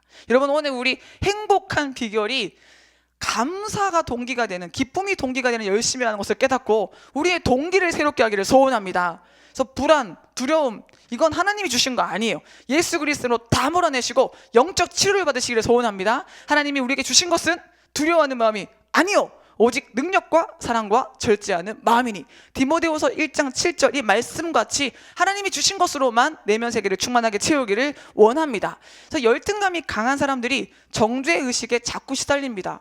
자꾸 사람들한테 인정받고 싶은데, 인정받아서 자기 존재감을 느끼고 싶은데, 사람들에게 인정받는 일이 쉽습니까? 자꾸 그 기대에 못 미치는 일이 있지 않습니까? 사람들을 실망시켰다고 스스로 느껴지는 순간이 있잖아요. 그럴 때마다 자기가 자기를 정죄하는 겁니다. 그래서 정죄감에 시달리는 사람들은 진짜 문제가 뭐냐면요, 에너지가 점점 고갈된다는 겁니다. 나 자신의 기대를 충족시키려는 것만 해도 충분히 힘든데, 다른 모든 사람들의 기대를 충족시켜서 그들에게 인정을 받으려고 한다면 탈진하는 것은 어쩌면 당연한 결과입니다. 이 사람한테도 잘 보여야 되고 저 사람한테도 잘 보여야 되고 예스맨의 인생, 거절하지 못하는 인생, 자꾸 이 높은 점수를 받으려고 몸부림치는 인생, 얼마나 피곤합니까? 그러므로 우리는 인정받으려는 마음에서 자유로워져야 됩니다. 오직 하나님의 판단, 하나님의 말씀에 기초한 삶을 살아야 합니다. 하나님 앞에서 잘했다, 착하고 충성된 종아, 칭찬받는 삶을 살기 위해서 오직 코람데오의 삶을 사는 우리가 되기를 원합니다. 하나님이 계속 우리를 보고 계시잖아요. 이걸 자꾸 느끼면서 사람의 시선으로부터 자유로워지고 누가 보든 보지 않든 먹든지 마시든지 오직 하나님의 영광을 위해서만 살기를 원합니다. 그래서 자꾸 사람의 인정을 구하려는 나 자신의 모습이 보인다면 내가 지금 열등감이 심하구나. 이 열등감을 주님의 사랑으로 치료받아야 됩니다. 또 이 정죄하는 악한 영을 불러들이는 우리 내면의 어두운 감정은요, 완벽주의예요. 이 사람들에게 인정받고자 하는 이 열등감하고 완벽주의하고 좀 비슷한 노선이기도 하지만요, 완벽주의는 스스로 자기 힘으로 완벽한 수준에 도달해 보겠다라는 교만함이에요. 내가 노력하면 완벽해질 수 있어. 근데 지금 뜻대로 안 돼서 열받네? 이 상태가 완벽주의죠. 완벽주의가 얼마나 자기 과신인지 한번 돌아봐야 됩니다. 완벽주의가 율법주의를 만들고 하나님의 기준이 아닌 자기 기준을 만들어서 정죄감에 빠지게 합니다. 그러니까 하나님이 원하시는 것도 아닌데 자기 나름대로의 틀을 만들어서 난 이렇게 해야 돼, 이게 완벽한 거야 라고 혼자 만들어요, 틀을. 그런 다음에 그대로 안 되면 자기가 자기를 정죄하는 거예요. 그런 경험 없으세요? 금식기도 내가 남들처럼 40일은 못해도 3일은 해야지. 작정한 순간부터 배가 고파. 작정한 순간부터 떡볶이, 김치찌개, 잡채, 맛있겠다. 이렇게 막 금식하는 이유가 기도하려고 금식하는 건데 기도는 안 되고 자꾸 막 짬뽕, 짜장면 둘 다 맛있겠는걸 막 이러면서 자꾸 먹는 생각만 나고, 그 금식 시작한 지 몇 시간도 안 돼가지고 막 달려가가지고 음식을 먹어요. 먹으면서 스스로 정죄해. 네가 이러고도 예수 믿는 사람이냐 그러면서. 이게 자기가 만든 틀에 못 미친다고 자기를 정죄하는 거죠. 여러분, 하나님이 원하시는 게 뭔지 알아야지, 하나님께서 기뻐하시는 게 뭔지 알아야지 거기에 맞추려고 노력해야죠. 자기가 세워놓은 자기 틀에 맞추기 위해서 발버둥치는 건 의미가 없잖아요. 근데 오늘날 너무나 많은 목회자들이, 성도님들이 이렇게 하나님이 원하시는 것도 아닌데 자기 나름대로의 기준을 만들어서 거기에 묶여버려요. 내가 너에게 요구한 건 마음을 다하고 뜻을 다하고 힘을 다해 날 사랑하라고 한 건데 사랑은 안 하고 엉뚱한 데 관심을 두고 자꾸 헛짓을 하니까 하나님 얼마나 마음이 안타까우셨겠습니까? 여러분, 지금 여러분이 추구하는 것, 지금 여러분이 도달하고자 하는 것, 그것이 정말 하나님이 원하시는 겁니까? 그게 정말 하나님의 뜻입니까? 우린 이걸 잘 분별해야 됩니다. 제가 영성 훈련을 받으면서 여러 가지 훈련을 받았는데 그 중에 하나가 나름대로 열심히 하는데 우리 담임 목사님한테는 꾸중을 듣는 훈련이 있었어요. 그게 제 나름대로의 열심을 깨뜨리는 훈련이었죠. 저는 나름대로 열심히 했거든요. 뭐 이것도 하고 저것도 하고. 근데 목사님이 답답해 하시는 거예요. 넌 왜 아무것도 안 하냐 그러시는 거예요. 아무것도 안 하긴요? 저는 정말 열심히 하거든요. 그때 저는요, 나름대로 여기서 자꾸 나오는 표현이 나름대로죠. 나름대로 이것도 하고 저것도 하고 막 한 거예요. 근데 그때 우리 목사님이 원했던 건 뭐냐면 다른 사람들이 같이 크도록 만드는 일을 하길 원하셨어요. 저 혼자 설교 쓰고 설교하고 이게 아니고 목사님이 저한테 원하는 포지션은 모두를 성장시키는 포지션이었어요. 근데 저는 그 뜻을 헤아리지 못하고 나는 바쁘니까 어쨌든, 나는 힘드니까, 나는 어쨌든 내게 주어진 과제를 착실하게 해내고 있으니까 됐다고 생각한 거예요. 근데 자꾸 목사님은 넌 아무것도 안 했다 이렇게 얘기하시는 거예요. 와, 정말 그때는 깨닫지 못하니까 억울하더라고요. 근데 한참 만에 알게 되는 거예요. 하나님이 원하시는 게 아니고 내가 생각하기에 옳다고 여겨지는 일에 열심을 내는 건 아무 의미가 없구나. 난 정말 바보 같구나. 그리고는 이제는 우리 목사님이 뭘 이렇게 시키시면 목사님 입장에서 무슨 의도로 시키시는지를 한번 생각해 보게 됐어요. 여러분, 우리는 자꾸 자기를 내려놓고 하나님이 내게 원하시는 게 무엇인지를 알아야 할 줄로 믿습니다. 그래서 하나님과 관계없는 부담감을 느끼거나 하나님이 주시지도 않은 일에 매여 있는 그런 어리석은 삶이 아니라 정확하게 포커스를 맞춰서, 초점 맞춰서 주님만을 기쁘시게 하는 삶을 사는 우리가 되기를 원합니다. 그래서 완벽주의에 빠진 사람들은 하나님께서 원하시는 것과는 거리가 먼 자신만의 율법을 정해놓고 그 율법에 스스로 쌓입니다. 근데 우리는 자꾸 과정적인 것에 와, 나 이런 사람이잖아. 나 박사학위 땄잖아. 나 석사잖아. 뭐 또 뭘 자랑합니까? 나는 누구 아들이잖아. 뭐 아니면 나는 이런 대학 나왔잖아. 이게 뭐가 중요해요? 그에 맞는 능력이 있어야죠. 그에 맞는 실력이 있어야죠. 또 실력만 있으면 뭐합니까? 하나님이 요구하시는 열매를 맺어야죠. 근데 그런 거 상관없이 그냥 인간적인 틀로 나 이런 사람이라 내세우는 거, 이게 얼마나 육적인 사고방식입니까? 근데 인간들은, 우리는 많은 경우에 자기가 정해놓은 틀, 자기가 정해놓은 기준에 미치면 자기가 대단한 사람인 것처럼 여기고, 그 기준에 못 미치면 자기가 한참 부족한 사람이라고 여기면서 스스로 우울해합니다. 그래서 정죄감은 하나님의 놀라운 사역에 대해서 우리의 눈을 가리우고 인간의 좀스러운 규칙에 우리를 얽어맵니다.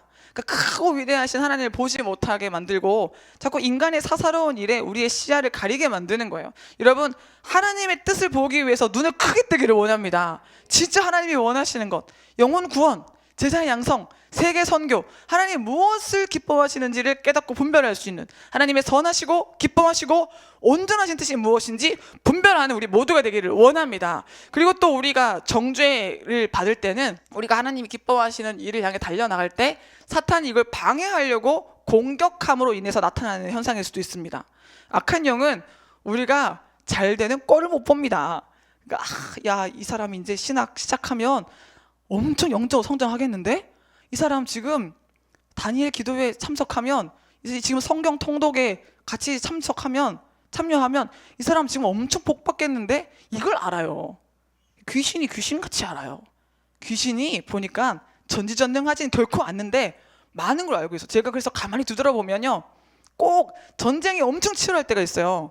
한 번씩, 물론 전쟁은 계속 있지만 한 번씩 막 무서운 이 강도로 다가올 때가 있는데, 막 온갖 가족들을 통해서 내 건강도 치고 막 하는 것마다 다 힘들고 막 이렇게 종합적으로 몰려올 때가 있는데, 그때가 꼭 언제냐면요, 신학대학원 들어가기 직전에, 졸업하고 이제 THM 시작하기 직전에, 박사 시작하기 직전에, 뭐 이럴 때 있잖아요. 목사 안수 받기 직전에. 그러니까 제가 이제 더 도약해서 하나님께서 더 저를 지경을 넓혀주셔서 복을 주시고 이제 권세를 주셔서 쓰시려고 할 때, 그때 이것들이 축복의 전야를 감지하는 거예요. 그래서 새벽 동트기 전에 가장 어둡잖아요. 그 어두울 때 막 흔들어내는 거예요. 막 흔들어서 포기하게, 그 결정적인 순간에서 나 이제 안 할래요 이렇게 만들려고 막 난리를 치는 거예요. 그렇게 공격을 해와요. 영적 공격이 진짜 있어요. 그래서 우리가 주님이 기뻐하신 일을 할 때 사탄이 공격해 오는 것을 이상하게 여기면 안 돼요. 신앙생활 자체가 영적 싸움이에요. 우리 권사님 한 분 한 분 다 선교사잖아요. 우리 집사님이, 우리 성도님이 다 선교사잖아요. 여러분 한 사람이 깨지고 여러분이 변화받으면, 여러분이 능력으로 충만해지면 여러분의 가정이 바뀌잖아요. 여러분의 가정이 교회로 세워지는 거예요. 여러분의 가정이 천국되는 거예요. 그러니까 악한 영이 여러분 한 사람만 놓고 이렇게 덤비는 게 아니에요. 여러분의 가정이 변할까 봐 무서워서, 여러분의 가정이 변화되면 여러분의 또 가족을 통해서 수많은 사람들이 바뀔 거 아닙니까? 그것을 악한 영이 또 나름대로의 거시적인 시각으로 보고 두려워하는 거예요. 그래서 여러분을 막 넘어뜨려 공격을 하는 거예요. 그래서 악한 영이 공격할 때 정죄하는 소리를 줄 수가 있어요. 저는 설교하면서 많은 영혼들을 깨워야 되니까 저한테 막 정죄하는 소리를 줄 수 있겠죠. 영적인 싸움이에요. 여러분, 이 영적 싸움에서 분별하고 승리하기를 소원합니다. 마틴 루터가요, 종교개혁을 할 때 수많은 외부적 공격을 받았지만 내면적 싸움이 굉장히 셌습니다. 그래서 정죄하는 소리에 많이 시달렸어요. 이제는 안 된다, 낙심의 소리, 두려움의 소리. 그래서 이 내면적 싸움을 엄청나게 치렀는데, 그래서 이 마틴 루터가 아주 고질적인 우울증에 빠지기도 했었어요. 그래서 이 영적인 싸움이라는 게 참 무섭습니다. 여러분, 철저히 나를 내려놓고 나를 십자가에 못 박아서 예수 그리스도의 능력으로 영적 싸움에서 승리하는 우리가 되기를 원합니다.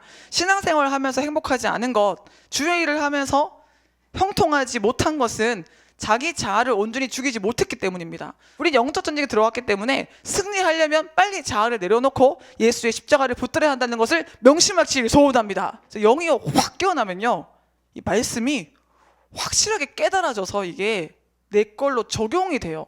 근데 영이 안 깨어나잖아요. 암송은 하는데 이걸 1000번, 10,000번 읽긴 읽는데 이게 도통 알아들을 것 같으면서도 모르게 못 알아듣게끔, 이게 아리송아리송하거든요. 아리송아리송 다 빼고 말씀이 확 깨달아지는 시간 되기를 소원합니다. 이 로마서 8장 1절과 2절만 깨달아도요, 우리 얼굴이 어두워질 일이 없을 거예요. 로마서 8장 1절과 2절만 깨달아도 우리 인생에 기쁨이 사라지지 않을 겁니다. 담대함, 이 영적 자유가 약해지지 않을 겁니다. 여러분, 예수 그리스도의 이름 안에서 주님이 허락하신 자유를 날마다 누리기를 간절히 소원합니다. 그래서 악한 영은 우리를 자꾸 공격합니다. 하나님이 기뻐하신 일을 하지 못하게 우리를 가로막습니다. 그래서 특히 정죄감으로 우리를 공격하고 짓누르려고 합니다. 이럴 때 정죄감의 내용이 모호해요. 그러니까 악한 영이 우리를 정죄하는 거하고 하나님이 우리의 죄를 깨닫게 해서 회개시키는 거하고 차이가 바로 이거예요. 악한 영은 모호하게 그냥 우리 존재에 대해서, 우리 삶에 대해서 두리뭉실하게 공격해요. 비겁하게. 근데 하나님은 구체적으로 알게 해주세요. 너가 이 부분은 교만한 거야. 네가 이건 질서를 무시한 거야. 이건 네가 게을러서 그래. 너무 네가 몸을 사렸어. 이건 네가 이기적인 거야 라고 깨닫게 해주셔서 회개시키시는데, 이때 동반되는 게 뭐냐면요, 사랑이에요. 사랑. 하나님이 우리를 죄를 깨닫게 해주셔서 회개시키실 때는 강력한 사랑으로 우리에게 다가와 주세요. 아, 하나님이 나를 이렇게 사랑하셔서 이 죄를 깨닫게 하시는구나. 하나님 나를 이렇게 사랑하셔서 나를 지금 권면하시는구나. 하나님 나를 이렇게 사랑하셔서 나를 고치시길 원하시는구나. 이게 느껴지는 것이 하나님의 권면, 징계고요. 사탄이 주는 죄책감은 그냥 우리 존재에 대해서 무너뜨리려고, 우리 영적 정체성을 뒤흔들어 버리려고 애매모호하게 다가오는 겁니다. 그래서 이 정죄감에 시달리는 사람들은 자신이 괴로움을 느끼는 정죄감의 내용을 모르는 경우가 많습니다. 정죄의식에는 막 시달리고 있어요. 근데 그 내용이 뭡니까? 라고 물어보면 몰라요. 잘. 막 두려워하는데 뭘 두려워하는데요? 잘 몰라요. 불안해해요. 뭐가 두려운데요? 뭐가 불안한데 물어보면 잘 몰라요. 여러분, 우리는요, 어두운 감정에 대해서 좀 분석해 볼 필요가 있어요. 내가 지금 막 우울하잖아요. 왜 우울한지 캐내야 돼요. 왜 불안한지, 왜 염려하고 있는지 추적하다 보면 답이 나오거든요. 결론은 버킹검인데, 막 추적하다 보면 그 결론이 뭐냐면요, 이 두려움의 끝, 불안함의 끝, 우울의 끝이 뭐겠어요? 결국 원죄를 가지고 있는 자아예요. 이 자아가 막 몸부림치는 거예요. 예수를 믿는 순간 이 자아는 사형 선고가 된 거거든요. 육에 속한 내 자아는 이미 사형 온도가 내려진 상태예요. 근데 막 요동을 하는 거예요. 영적인 눈을 열어보면 그게 보여요. 내 속에 있는 내 자아가 막 요동을 하면서 하나님 말씀에 순종하지 못하도록, 사명에 집중하지 못하도록, 영적인 일에 소망을 갖지 못하도록 자꾸 요동하면서 막 난리를 친단 말이에요.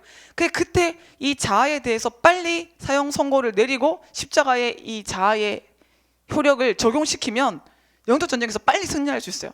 근데 이거를 못 깨닫고 자꾸 그 퍼떡거리는, 자꾸 이 움직이는 자아에 요동하잖아요. 그러면 이 영적 전쟁의 기간이 길어지면서 광야 생활이 길어지는 겁니다. 사랑하는 여러분, 여러분이 막 여러 가지 두려움, 염려, 부정적인 감정에 시달릴 때 그것을 구체적으로 분석해 보시고, 그게 구체적으로 답이 안 나오는 거라면 사탄으로부터 온 것이라서 분별해서 예수 이름으로 물리치시기를 소원합니다. 그래서 사탄이 주는 두려움은요, 예수 이름으로 자꾸 명령하잖아요. 어느 순간 싹 사라져요. 안개가 사라지듯이 싹 사라져요. 근데 하나님이 죄를 깨달으라고 주시는 이런 뭔가 이렇게 안 좋은 감정들은요, 회개를 해야 없어져요. 회개하면 그때 또 싹 사라져요. 그래서 우리는 우리의 잘못을 말씀의 거울에 비추어 보아서 깨달아야 합니다. 하나님께서 우리가 잘못한 것을 지적하시고 바르게 잡도록 도와주실 때는 우리의 잘못이 무엇인지 분명히 깨닫게 하시는데, 이때 하나님의 사랑과 동반해서 그 깨달음을 허락하십니다. 시편 139편 23절에 하나님이여 나를 살피사 내 마음을 아시며 나를 시험하사 내 뜻을 아옵소서. 내게 무슨 악한 행위가 있나 보시고 나를 영원한 길로 인도하소서. 이게 뭐예요? 하나님, 내 속에 있는 더러운 거 다 끄집어내서 나를 치료해 주세요, 연단해 주세요, 이거잖아요. 이런 고백은 굉장히 성숙한 고백이죠. 그래서 우리가 하나님 앞에 하나님 나 징계해 주세요, 나 연단해 주세요 라고 요청을 할 수 있다면 이건 굉장히 지금 내가 성숙해 있다는 증거가 될 수 있겠죠. 또 막상 또 진짜 혼나고 진짜 징계받고 진짜 연단받으면 그 강도가 생각보다 세서 놀랄 수도 있겠죠. 이 정도까지는 바라지 않았는데, 이렇게까지 혼나는 건 내가 원치 않았는데, 이럴 수도 있겠지만, 여러분, 하나님의 전능하신 연단의 과정을 신뢰하시기를 소원합니다. 하나님이 붙잡으시면요, 정말 탁월한 작품으로 반드시 만들어내십니다. 우리 하나님은 전지전능하신 좋으신 아빠 아버지 하나님이신 줄로 믿습니다. 고린도서 10장 13절에 사람이 감당할 시험 밖에는 너희가 당한 것이 없나니 오직 하나님은 미쁘사 너희가 감당하지 못할 시험 당함을 허락하지 아니하시고 시험 당할 즈음에 또한 피할 길을 내사 너희로 능히 감당하게 하시느니라. 그래서 악한 영이 우리에게 정죄의 소리를 막 퍼부어도 그건 하나님이 또 큰 관점에서 허락하신 거예요. 우리가 감당할 수 있으니까, 이길 수 있으니까. 그래서 덤벼오는 공격이 세면 나한테 이길 수 있는 힘이 더 크게 있구나 믿고 싸우면 되는 겁니다. 여러분, 영적 싸움도 자꾸 싸워야 힘이 생겨요.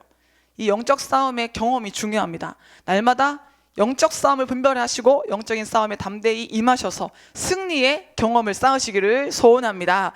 그래서 우리는 이 정죄감의 원인이 되는 것을 자꾸 제거해서 우리 안에 정죄의 영이 활동하지 못하게 우리 내면 자체를 바꿔야 돼요. 내면이 깨끗하면 악한 영이 틈탈 수 없죠. 내면이 성결하면 악한 영이 우리를 미혹할 수가 없습니다. 이 시간 우리 모든 정죄 의식을 이기고 진리 안으로 들어가기를 간절히 소원합니다. 주님의 나라에는 정죄가 조금도 없어요. 이걸 빨리 알았으면 좋겠어요. 여러분, 하나님의 나라에는 정죄가 눈곱만큼도 없습니다. 우리 하나님은요, 우리를 어떻게 사랑하시냐면 세상에 여러분 한 사람밖에 없는 것처럼 여러분을 사랑하세요. 이 기가 막힌 놀라운 사랑, 우리는 감히 상상도 못하는 사랑이에요. 부모가 돼봐야 부모 마음 안다고 하잖아요. 부모가 돼봐도 부모 마음 그 깊이 다 제대로 알겠습니까? 정말 우리는요, 사랑을 잘 몰라요. 그래서 하나님의 차원의 그 사랑이 뭔지 잘 몰라요. 근데 조금만 맛봐도 정죄는 아예 그 하나님 나라에 한두도 찾아볼 수 없다는 것을 알게 돼요. 하나님은 그냥 우리 사랑해요. 그 너무 사랑해요. 여러분, 이 사랑에 기반한 하나님의 모든 역사를 깨달아서 정죄 없는 삶을 사는 우리가 되기를 간절히 소원합니다. 근데 우리 인간들은 자꾸 시시비비를 가리면서 정죄하는 이 깐깐한 삶을 못 버리죠. 요한복음 8장에 보면 이른 아침에 서기관과 바리새인들이 예수님을 시험하려고 음행 중에 잡힌 여자를 끌고 와서 가운데 세우고 예수님께 말합니다. 선생이요, 이 여자가 간음하다가 현장에서 잡혔나이다. 이 여자가 지금 간음한 게 확실한 상황이다 얘기하면서 예수님한테 이렇게 얘기합니다. 모세는 율법에 이러한 여자를 돌로 치라 명하였거니와 선생은 어떻게 말했나이까? 그래서 돌로 치라 하면 예수님이 사람 죽이게끔 한다고 할 것이고, 치지 마라 그러면 율법을 어긴다고 할 것이고, 이렇게 예수를 궁지에 몰려고 바리새인과 서기관들이 아주 못된 계략을 꾸민 거죠. 그러니까 이게 어떤 이 생각의 베이스가 있습니까? 율법을 기준으로 지켜야 되는데 못 지킨 사람에 대해서 율법대로 심판하라는 거예요. 그 잣대대로 정죄하라는 거예요. 그래서 이게 참소하고 있는 거죠. 그들이 이렇게 말하면 고발할 조건을 얻고자 하여 예수를 시험함이라. 그래서 이 정죄하는 건 시험의 목적이 있어요. 자꾸 사람을 세우는 게 아니라 죽이려는 목적이 있어요. 예수님을 죽이려고, 예수님을 실족시키려고 이 계획을 꾸미는 거예요. 그러니까 우리도요, 정죄하는 인생이 되면, 참소하는 인생이 되면 우리 안에 살기가 가득한 거예요. 사람 죽이려고 칼 들고 총 들고 사람을 죽이는 거 아니라도요, 미워함으로, 무시함으로, 그 사람에게 여러 가지 누명을 씌움으로 사람을 죽일 수도 있는 거거든요. 영혼을 상처 입힐 수도 있는 거거든요. 그러니까 우리 안에 영혼을 다치게 하는, 영혼을 깎아내리려고 만드는, 무시하고 이 사람을 자꾸 짓밟으려고 하는 못된 이 무서운 동물적인 속성을 죽여야 돼요. 여러분, 예수 그리스도의 이름으로 자꾸 영혼을 다치게 만드는 이런 악한 기질을 다 뽑아내기를 소원합니다. 이거는 누구한테만 있는 게 아니에요. 우리 안에 다 이 죄를 가지고 있으니까 시기, 미움, 다툼, 질투, 원망, 교만, 이 죄들이 다 서로를 다치게 만들잖아요. 여러분, 모든 사람을 세우는, 모든 사람과 더불어 거룩함과 화평함을 이룰 수 있는 우리 모두가 되기를 원합니다. 성경을 보면 볼수록 예수님의 사랑의 차원은 정말 이거는 이 땅의 차원이 아니고 정말 우주적인 천국의 차원이잖아요. 왜 원수가 오른밤을 때리면 어떻게 하라 그래요? 왼밤도 돌려대라 그러잖아요. 왜 내가 맞아야 돼요? 내가 왜 맞아야 돼요? 그런 거 관계도 없이 때리면 돌려대래요. 오리를 가자 그러면 왜 가야 되는데요? 이유도 없이 심리를 가주래요. 상대방이 아주 막 말도 안 되는 요청을 하고 비겁하게 행동하고 아주 막 지 이속만 챙기려고 뭐 어떻게 행동해도 다 받아주래요. 다 받아주래요. 우리 예수님이 얼마나 우리에게 강력한 사랑을 요구하십니까? 원수를 사랑하라 그러세요. 원수를 위해서 기도하라 그러세요. 우리를 박해하는 자를 축복하라 그러세요. 이런 차원의 사랑, 다 이해할 수 없는 그 사랑, 그 사랑이 영적 능력이라는 거예요. 여러분, 오늘 우리는 이 거대한 사랑의 나라에 들어가서 그 사랑의 힘으로 살기를 원합니다. 그래서 자꾸 사람을 보면 세우고 싶은 마음이 들고, 그 사람의 좋은 점이 발견되고, 그 사람의 가능성을 발견할 수 있는, 자꾸 그 사람을 세울 수 있는 그런 삶을 사는 게 예수 그리스도의 마음을 품는 인생이겠죠. 근데 바리새인들과 서기관들은 오직 자기 밥그릇에만 관심이 있는 거예요. 예수님이라는 뉴 선생이 나타나서 백성들한테 인기를 얻고 자기들이 받았던 존경을 빼앗아 갈까봐 그게 겁나는 거예요. 그래서 예수라는 사람을 죽이고 싶은 거예요. 그러니까 이기적인 목적밖에 없는 거예요. 자기 유익밖에는 생각이 드는 게 없는 거예요. 그래서 이 여자를 잡아온 겁니다. 그때 예수님이 어떻게 하셨습니까?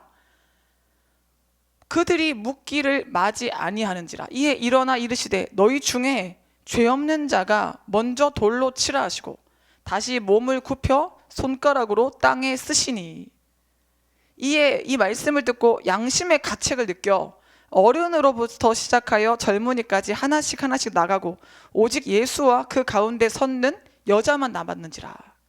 예수님이 그 간사한 계략 앞에서 대처한 방식은 죄 없는 자가 돌로 치라고 하신 말씀이에요. 그리고 앉아서 글로 땅에 이렇게 쓰셨는데 뭐라고 썼는지 우리가 정확히 알 수는 없지만 양심의 사람들이 가책을 받은 것은 분명하죠. 다 찔림을 받았어요.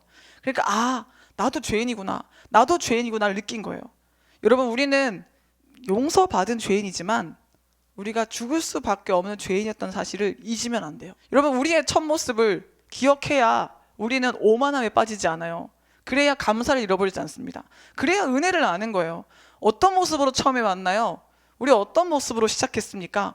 처음에 우리도 얼마나 육적이고 얼마나 한심하고 얼마나 병약했습니까? 얼마나 쓰러지기 쉬운, 이제 다 죽어가는 그런 상태와 같지 않았습니까? 그런데 하나님의 은혜로 우리가 이렇게 변화되고 지금도 공사 중이지만 얼마나 많이 좋아졌습니까? 여러분, 우리 처음 모습을 기억해서 정죄하지 않는, 그래 내가 죄인이구나, 나도 죄인이구나, 그래서 저 사람의 죄도 유별난 것이 아니구나, 그래서 같이 이 죄인된 심정으로 서로를 긍휼히 여길 수 있는, 그래서 하나님께 용서받은 자로서의 삶을 사는, 용서받은 대로 용서할 수 있는 우리가 되기를 간절히 소원합니다. 정죄 속에서 커지는 건 육에 속한 자아예요. 정죄가 사라진 곳에 커지는 건 은혜의식이에요. 그래서 정죄가 사라진 곳에는 용서받았다는 기억, 그래서 용서해야 한다는 의무감이 생겨요. 근데 정죄가 있는 곳에는 차갑게 서로를 평가하고 서로를 비판하기가 바쁜 거예요. 여러분, 오늘 정죄 속에서 사는 인생을 이제는 끝내고 은혜의 차원에서, 사랑의 차원에서 하나님의 허락하신 놀라운 그 능력의 공간에서 살아가는 우리가 되기를 간절히 소원합니다. 그래서 예수님은 이 다 떠나고 난 다음에 음행하다가 현장에서 붙잡혀온 그 여자한테 뭐라고 하십니까? 여자여, 너를 고발하던 그들이 어디 있느냐? 너를 정죄한 자가 없느냐? 예수님이 야, 다 갔지? 아무도 없지? 이렇게 말씀하시는 거죠. 대답하되 주여 없나이다. 예수께서 이르시되 나도 너를 정죄하지 아니하노니 가서 다시는 죄를 범하지 말라 하시니라. 나 너 죄 있다고 너 추궁하거나 벌하지 않을 거야. 이제 앞으로가 더 중요한 거야. 너 이제 가서 죄 짓지 마. 예수님이 이렇게 극치의 사랑을 보여주시는 거예요. 여러분, 하나님은 우리의 지난날을 문제 삼지 않으시고 지금부터 잘하면 그걸로 끝인 거예요. 여러분, 우리 하나님의 나라에서 하나님께서 우리의 회개한 죄를 다 던져버리시고 우리의 새 날을 계수해 주시는 것을 기뻐하면서 새로운 삶에 집중하는 우리가 되기를 원합니다. 근데 이게 좀 쉽지 않아요. 이 정죄의 세계에서 싹 빠져나와서 은혜의 나라에서 사는 게 쉽지 않아요. 그러니까 성령이 어떤 분이신지를 이해해야 이런 삶을 살 수가 있어요. 이 사도 바울이 로마서 7장과 8장을 쓰는 이 단계에서 엄청난 영적 변화를 보여주잖아요. 로마서 7장에서만 해도 엄청난 참소 속에, 정죄 속에 묶이면서 자기 힘으로 죄를 이겨보려다가 결국 이기지 못하고 아주 극심한 무기력과 우울에 빠지는 모습을 우리에게 보여줍니다. 그래서 로마서 7장의 15절에 보면 내가 행하는 것을 내가 알지 못하노니 곧 내가 원하는 것은 행하지 아니하고 도리어 미워하는 것을 행함이라. 지금 내가 죄를 짓는데 내가 뭐 하는지도 모르겠다는 거예요. 여러분, 영적 전쟁에 우리가 세게 들어가면요, 내가 무슨 말 하는지도 모를 때가 있어요. 내가 지금 무슨 행동을 하는지도 모를 때가 있어요. 정신이 멍해지면서 사탄한테 너무 많이 휘둘리니까 정신을 못 차릴 때가 있어요. 그래서 내가 하는 게 무엇인지를 알지 못하는 단계에 가는 거예요. 그래서 내가 원하는 것은 선인데, 내가 원하는 것은 하나님을 기쁘시게 하는 건데, 내가 행동하는 건 내가 싫어하는 것만 행동하는 거예요. 내가 미워하는 것을 행동하는 거예요. 지금 사도 바울이 엄청나게 이 죄의 힘에 지배를 당하면서 고통당하는 것을 볼 수 있습니다.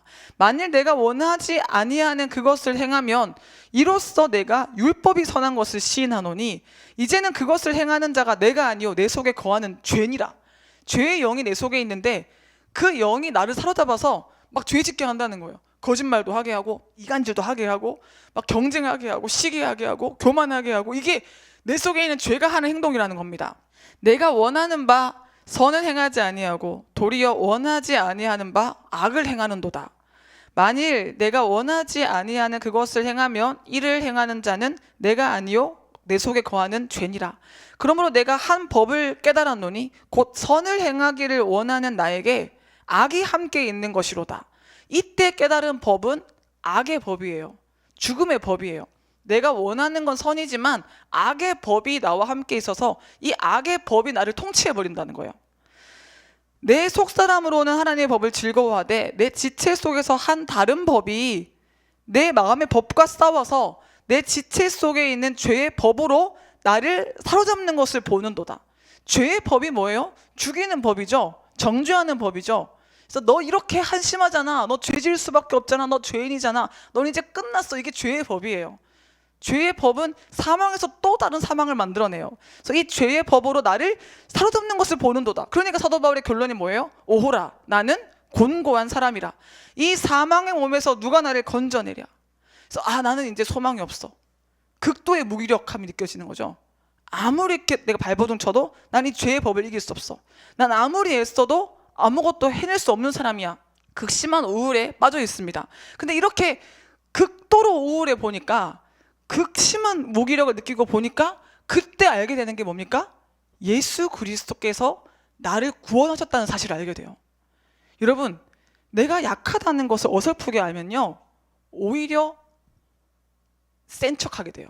내가 약하다는 것을 그냥 겉핥기식으로만 알고, 내가 약한데 그런 자꾸 문제를 직면하지 못하고 회피하면서 비겁한 변명을 하게 돼요. 근데 내가 약한 것을 끝까지 직면하면서 나의 약함에 처절하게 절망해 보잖아요.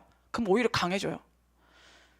내가 미련하다, 내가 바보 같다, 내가 분별 잘 못한다라는 것을 어설프게 알잖아요. 그러면 그 미련한 짓을 계속해요. 바보 같은 행동, 어리석은 행동을 자꾸 해요. 그래서 지혜와 거리가 먼 삶을 살아요. 근데 내가 너무 바보 같다는 것을 끝까지 알잖아요. 내가 아무것도 모른다는 것을 처절하게 알잖아요. 그러면 예수의 지혜가 뭔지를 알게 돼요. 그래서 무지의 구름이라는 책이 있어요. 그 무지의 구름의 책의 결론이 그거예요. 무지가 모른다는 것이 곧 하나님을 알게 하는 힘이다. 그죠? 내가 지금 뭘 안다고 생각하니까 성경이 잘 안 보이는 거예요. 설교가 잘 안 들리는 건 내가 지금 뭘 좀 알고 있다고 생각하기 때문이에요. 아무것도 모른다고 자기가 인정하잖아요. 그러면 순전하게 받아들일 수 있어요. 그래서 잘 모르는 그 무지의 끝이 지식의 시작이에요. 연약함의 끝이 강함의 시작이고, 그래서 낮아짐의 끝이 높아짐의 시작이에요. 그래서 우리는 자기 한계까지 가봐야 돼요. 그래서 하나님께서 우리에게 때때로는 고난의 한계 선상에서 내버려 두시잖아요. 죽을 순간까지 그냥 버려두시기도 하잖아요. 벼랑 끝까지 가봐라, 네 한계를 겪어봐라, 한번 끝까지 끝을 봐라, 고 허락하시는 때가 있잖아요. 그래서 우리가 얼마나 약한지, 우리가 얼마나 무능한지, 얼마나 더러운지 그 끝을 보면 그때서야 비로소 십자가가 무엇인지, 십자가를 어떻게 의지해야 되는 건지를 알게 되는 거죠. 그래서 이 깊이 기도할 때는 아주 이 대조적인 두 감정이 공존합니다. 극심한 어두운 절망과 동시에 최고의 소망이 같이 공존해요. 자식에 대한 처절한 절망이 뭐라고 표현해야 될까요? 이 절망을 받아들이기 싫어요. 내가 이런 사람이란 거 받아들이기 너무 끔찍해. 근데 그걸 받아들여야 돼. 하나님이 특히 주의 종으로 쓰고자 하는 사람들은 더 집중해서 이 훈련을 시키시는 것 같아요. 나름대로 믿어왔던 자기의 잘남 있죠. 나는 그래도 그 정도의 죄는 아니라고 버텨왔던 그 선을 다 무너지게 만드시는 것 같아요. 하나님이 막 쳐서 야, 너 지렁이 같은 야곱아! 이렇게 야, 너 정말 이렇게 한심한 존재거든. 너 이렇게 무능하거든. 너 이렇게 아무것도 아니거든. 이거 끝까지 알게 하시는데 그때 비로소 밝고 환한 소망이 떠오르는 거죠. 여러분, 오늘 바울이 경험한 이 정죄에 시달리는 이 자아의 한계의 끝, 정죄를 이길 수 없는 자아의 비참함, 우리도 느끼기를 원합니다. 그리고 그거는 여러분, 제가 별표하고 싶은 게 있는데요, 이 자아의 한계를 느끼는 건 짧고 굵게 해야 돼요. 로마서 7장에서의 이 고민은, 이 한계를 느끼는 절망은 짧고 굵게, 어설프게 하면 또 안 되고요, 확실하게 경험을 해야 되지만 짧게 끝내야 돼요. 그래서 바울이 이 외친 25절의 선포, 우리 주 예수 그리스도로 말미암아 하나님께 감사리로다, 이걸 빨리 찾아야 돼요. 여러분, 이 절망과 소망이 동시에 일어나는 극적인 영적 체험, 오늘 이 밤에 하기를 간절히 소원합니다. 그래서 우리가 기도할 때 눈물 나오는데 웃음이 나는 거예요. 통곡이 나오는데 감사가 나오는 거예요. 이게 되는데 또 입은 웃고 있어. 이런 세상 사람들은 이해할 수 없죠. 딱 미친 거죠. 우는데 또 웃어. 막 죽겠다 그러는데 또 살겠어. 이건 경험해 보지 않은 사람들은 모를 이 기도의 깊이겠죠. 막 이렇게 보니까 난 도대체 정죄를 이길 수 없어요. 이 정죄의 법, 죄의 법을 나는 이길 수 없는 사람이에요. 근데 예수 그리스도로 말미암아 하나님께 감사리로다. 그런즉 내 자신이 마음으로는 하나님의 법을, 육신으로는 죄의 법을 섬기노라. 지금까지 바울이 자기 힘으로 하려고 한 거예요. 한마디로 육신의 힘으로 하려고 한 거예요. 영적 싸움은 영으로 하는 거잖아요. 영적 싸움을 육의 힘으로 해보려고 한 거예요. 그러다 보니까 안 되는 거예요. 그래서 절망하는 거예요. 여러분, 영적 싸움은 오직 예수의 이름으로 하는 것입니다. 악한 영은 이게 패배한 존재들인데, 이 산낙지처럼 죽었는데 움직이는 존재처럼 자꾸 우리를 속이는 거예요. 그러니까 그들한테 패배를 알려주는 거예요. 나는 이미 예수 그리스도의 이름으로 승리한 사람이고, 하나님이 내게 능력을 위임해 주셨고, 나는 그 위임받은 능력으로 너한테 명령한다. 너는 끝났으니까 떠나가라. 그러면 악한 영은 힘을 쓰지 못하고 떠나가는 거예요. 근데 이렇게 쉬운 싸움이 왜 힘드냐? 내 힘으로 해보려고 그러니까, 내 육신의 잘남으로 하려고 그러니까, 내가 기도 많이 했으니까, 내가 헌금 많이 했으니까, 내가 권사니까, 내가 이런 사람이니까, 이런 걸로 자꾸 싸우려고 하다 보니까 점점점 무기력한 이 경험들만 쌓여가는 거죠. 여러분, 우리는 오직 예수 그리스도의 이름으로 승리하게 되는 줄로 믿습니다. 그래서 정죄에서 벗어나는 지름길은 내 힘으로 안 된다는 것을 알고 성령을 의지하는 겁니다.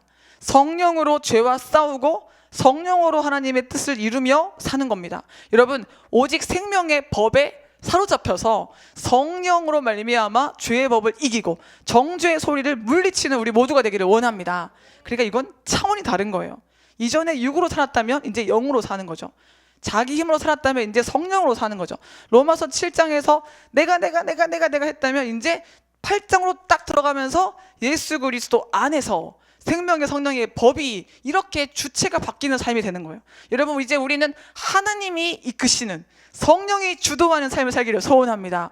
그래서 내가 어떠한지는 이제 더 이상 중요하지 않은, 내가 누군지, 내가 뭘 많이 가졌는지, 내가 뭐 재능이 있는지 없는지, 그건 중요하지 않은 인생이 돼버리는 거예요. 능력 주시는 자 예수 안에서 모든 것을 할 수 있는 거예요. 여러분, 우리는 약하면 약한 대로, 돈 있으면 있는 대로, 없으면 없는 대로, 배우면 배운 대로, 못 배우면 못 배운 대로 하나님께 우리 전부를 맡겨서 하나님의 도구로 살기를 소원합니다. 이제 우리 인생의 주인공은 하나님이신 거죠. 하나님이 기뻐하신 뜻대로, 하나님께서 원하시는 장소에, 하나님께서 기뻐하시는 때까지 우리는 그저 주의 말씀에 순종하는 것뿐입니다. 여러분, 로마서 8장으로 들어가는 비결, 자아를 깨뜨리고 순종하는 겁니다. 여러분, 성령께 순종하여서 생명의 법의 지배를 받으시기를 소원합니다. 그래서 이제 생명의 법의 지배를 받잖아요. 정죄는 있을 수 없는 거예요. 왜냐? 내가 하는 게 아니니까요. 그렇다면 생명의 법은 우리에게 어떻게 역사합니까? 죄의 법은 우리를 정죄하고 우리를 참소하고 우리를 무기력하게 만들지만 생명의 법은 어떻게 합니까? 우리를 정죄하지 않고 대신 은혜를 알게 해요. 하나님이 어떻게 우리를 사랑하시는지 알게 해요. 막 악하게 살던 사람도요, 부모가 되면 선하게 살아야겠다는 마음이 들잖아요. 사랑하는 대상이 생기면, 뜨겁게 사랑에 빠져버리면 그 사람이 너무 좋아서 그 사람한테 좋은 사람이 되고 싶어서 이전에 나의 부끄러웠던 삶을 스스로 버리게 돼요. 은혜를 알면 건강한 동기에서 죄를 버리게 돼요. 정죄당해서 수치스러워서 죄를 버리는 게 아니고, 사실 정죄당한다고 죄를 버리게 됩니까? 오히려 더 지배당하죠. 근데 사랑을 알면, 은혜를 알게 되면 마음이 따뜻해져서 이제 더 이상 죄 짓는 삶이 싫어지는 거죠. 그래서 하나님은 우리를 은혜를 깨우쳐 주셔서 스스로 죄를 멀리하도록, 죄가 이제는 편하지 않도록, 이제 거짓말이 안 나오게, 미워하는 것이 힘들도록, 이제는 시기 질투하는 것이 이제는 그 차원이 아닌 삶으로 우리를 인도해 주시는 거죠. 여러분, 우리 하나님을 사랑해서 하나님의 은혜로 말미암아 죄에서 멀어지는 삶을 살기를 원합니다.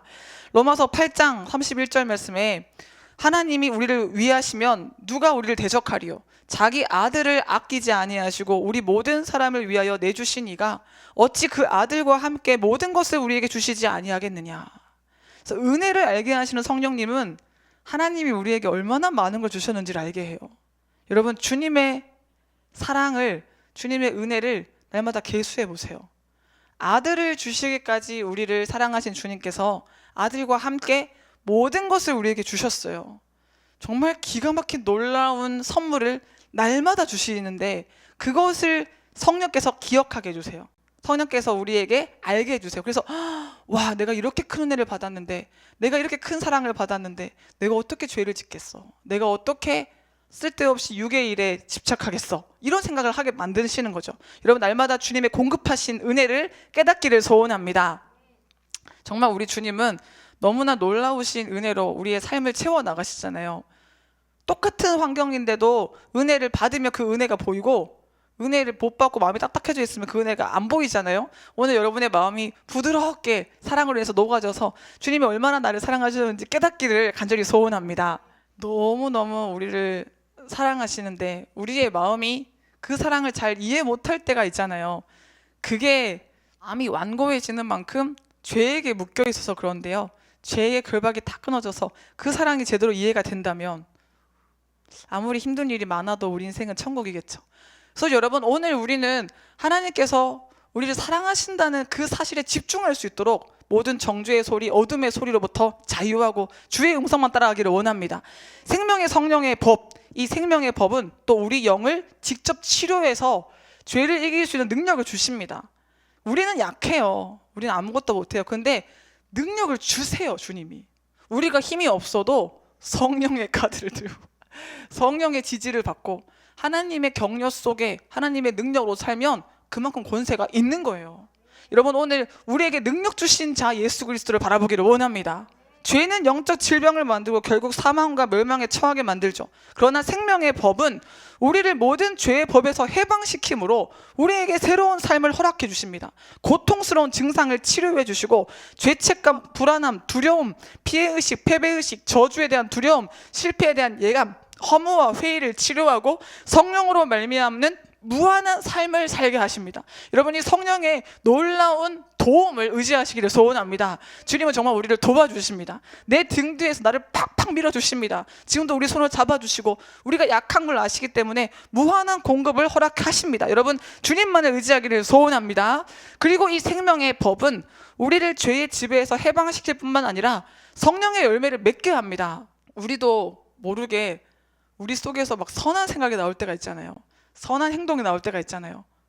그때는 성령님이 하시는 거죠. 우리 속에 선한 게 없잖아요. 성령께서 우리로 하여금 성령의 열매를 맺게 하시는 거죠. 그래서 생명의 성령의 법은 우리를 자유롭게 할 뿐 아니라 우리에게 죄를 이길 수 있는 힘을 주시고 동시에 성령의 열매를 맺도록 만들어 주십니다. 그래서 성령께서 우리를 장악하실수록 우리 삶에 성령의 열매가 많이 맺힙니다. 근데 이때의 문제가 또 뭐냐면요, 성령님은 인격적이시라는 거예요. 그래서 우리한테 강제적으로, 강압적으로 요구하지 않으세요. 항상 질문이 그래 볼래? 그럴까? 이렇게 다가오시거든요. 너 이거 해! 이게 아니고 그럴래? 그냥 우리 자아가 너무 세잖아요. 됐습니다 주님, 내가 뭘 놓고 가겠습니까? 이렇게 딱 거절하면 주님이 기다리세요. 우리 주님이 이게 멱살 잡고 끌고 가시는 분이 아니기 때문에 이 부분에서 우리가 영성 훈련을 받아야 돼요. 그래서 주님은 자발적으로 자원하는 자, 기쁨으로 주의 일에 동참하는 자를 통해서 일하시거든요. 그러니까 우리가 지금 이제 성령의 세계에 들어왔어요. 로마서 7장 이제 정리하고 8장으로 왔어요. 여기서부터도 내가 어느 정도 성령에 굴복하느냐가 중요한 관건이에요. 내가 지금 50대 50인가 70대 30인가 80대 20인가. 그래서 아직 굴복하지 못한 자아만큼 여전히 정죄에 시달리게 돼 있어요. 아직 깨뜨리지 못한 자아만큼 우리는 죄의 법에 지배당하게 되어 있습니다. 그래서 결론적으로 우리는 어디까지 가야 되냐면요, 성령에 매여야 돼요. 성령의 스스로 종이 돼야 돼요. 성령께 스스로 잡혀야 돼요. 거기까지 가야 돼요. 여러분, 성령께 나를 사로잡아 산 제물로 내드리는 삶을 살기를 소원합니다. 지금 주님께서 인격적으로 우리에게 요청하시기 때문에 싫어요, 그거 아닌 것 같아요, 난 빨리 하고 싶어요, 난 그거 안 하고 싶어요 라고 할 수는 있지만, 더 깊이 들어가면 성령께서 우리의 온전한 주인이시기 때문에 그렇게 주장할 수 없는 거예요 사실. 그러니까 인격적인 주님 앞에 우리가 자원하는 마음으로 전체를 내어드려서 성령께 매이는 삶을 살기를 소원합니다. 사도 바울이 이 비밀을 알잖아요. 그래서 로마서 7장에서는 그렇게 자기 힘으로 해보려고 하다가 무기력을, 우울을 경험하고 절망했지만 예수 그리스도 안에서 성령으로 말미암는 그 자유로운 삶을 경험한 이후에는 성령께 매일수록, 성령께 의지할수록 그의 인생이 행복하다는 것을, 자유하다는 것을 알게 된 거예요. 그래서 나중에는 어떻게 됩니까? 스스로 성령에게 매여서 성령의 종처럼 살아갑니다. 그래서 성령께서 가라 하시면 죽을 것을 뻔히 알면서도 그 죽음을 두려워하지 않고 나갑니다. 사도행전 20장 22절에 보면, 보라 이제 나는 성령에 매여 예루살렘으로 가는데 거기서 무슨 일을 당하는지 알지 못하노라. 오직 성령이 각 성에서 내게 증언하여 결박과 환난이 나를 기다린다 하시나. 성령님이 또 다 말씀해 주세요. 너 거기 가면 죽어, 너 거기 가면 결박당해, 환난당해, 다 말씀해 주셔요. 그러나 내가 달려갈 길과 주 예수께 받은 사명, 곧 하나님의 은혜의 복음을 증언하는 일을 마치려 하면은 나의 생명조차 조금도 귀한 것으로 여기지 아니하노라. 여러분, 우리는 여기까지 가야 됩니다. 성령께서 요구하실 때 내 생명 아까워서, 내 돈 아까워서, 내 시간 아까워서, 내 육신에 속한 것 아까워서, 그래서 절절 매는 것이 아니라, 갈등하는 것이 아니라, 성령의 요청을 거부하는 것이 아니라 내 생명도 조금도 귀한 것을 여기지 않고 성령께서 가라 하시는 곳으로 가야 돼요. 여러분, 그래야 성령께 전적으로 순종하는 삶을 살아야 우리 인생을 통해서 완전히 하나님의 뜻이 이루어지는 줄로 믿습니다. 그래서 성령님이 가라 그럼 가는 거예요, 서라 그럼 서는 거예요, 하라 그러면 하는 거예요. 여러분, 오직 성령의 매이는, 성령께서 주도하시는 삶을 사는 우리가 되기를 원합니다. 그래서 8장에 딱 들어봤을 때 생명의 성령의 법이 너를 자유롭게 했다, 이 선포를 정확하게 이해한 사람들은 이때부터는 자기 뜻, 자기 계획 없는 거죠. 성령께서 원하시는 삶을 사는 거죠. 오늘 우리 정죄의 차원에서 벗어나서 은혜의 세계로 들어가고 온전한 능력의 차원으로 들어가기 위해서 이제 성령을 의지하는 단계를 넘어서서 성령께 매이는 단계까지 나가기를 원합니다.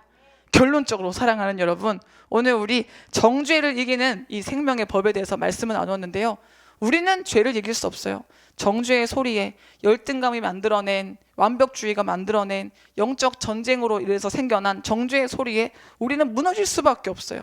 우리 힘으로는 죄를 이길 수가 없습니다. 선한 것이 하나도 없습니다. 그러나 내가 할 수 없는 그것을 철저히 인정하며 내 한계를 받아들이고 절망한 후에 예수께서 온전히 이루신 그 구원의 능력을 의지하면 성령이 인도하시는 삶을 살아갈 수가 있습니다. 여러분, 성령이 인도하시는 삶을 살아가면 성령님은 친히 우리로 하여금 은혜를 기억하게 하십니다. 죄를 이기게 만들어주시고 성령의 열매를 맺게 하십니다. 그래서 성령께서 인도하시는 삶을 살고 나아가서 성령이 주도하시는 삶을 살 때, 우리가 성령에 매일 때, 철저히 성령님께 순종하고 복종할 때, 그때 성령의 무한한 능력이 우리에게 임해서 우리의 삶을 통해 주의 뜻이 온전히 이루어지는 줄로 믿습니다. 여러분, 오늘 우리 모두가 이 정죄를 이기는 성령의 법에 붙들려, 생명의 법에 붙들려 죄의 법을 이기고 성령의 열매를 맺는 삶을 살아가기를 주님의 이름으로 축복합니다.